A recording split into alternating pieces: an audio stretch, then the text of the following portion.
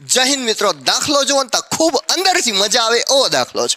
અહીંયા એ અને બી, એક વ્યક્તિ કામ છોડીને જાય, કામ છોડીને ભલે જાય પણ આપણે દાખલો છોડીને જવાનું નથી, બહુ મસ્ત રીતે યાદ રખાઈ દે. ચલો, આ 8 દિવસમાં આ 12 દિવસમાં લસા તમે લેશો એટલે કેટલો થાય? 8 તેરીને 24. હવે અહીંયા તમે જુઓ, ધ્યાન તમારું આના ઉપર હોવું જોઈએ, બાજુવાળી ઉપર નહીં. અહીંયા ધ્યાન રાખજો.